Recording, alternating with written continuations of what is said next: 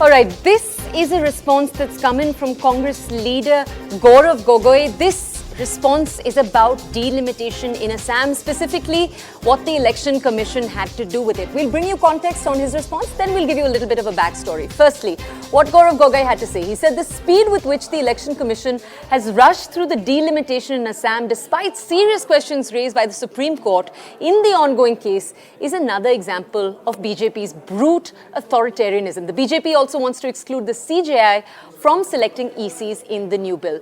Remember, the process of delimitation is one in which boundaries are redrawn in an area according to the changes in the population.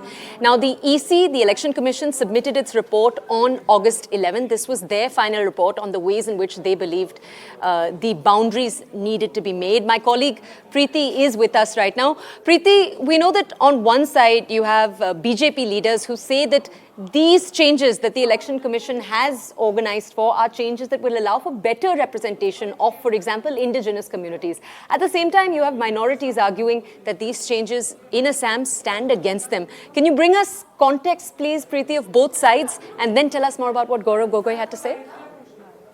Yes, regarding delimitation, we have seen that since the first declaration came about the delimitation draft that was to be framed, the EC also talked to various parties and organizations in Assam about framing the draft and took suggestions. We have seen that there are various reactions they have come in from various parties like AIUDF and again Congress, where they have stated that the delimitation is a political move by BJP. We have seen that Congress has particularly stated that it is a tool of BJP, the delimitation draft, the process of delimitation, which needed to be done in a thorough process, has been rapidly been carried out so that they can use it for the next elections in 2024. Again, we have seen that AIUDF particularly has also stated that this is a very much a political move by BJP government where they are trying to reduce the constituencies of the minorities and they are trying to create a different kind of an atmosphere in Assam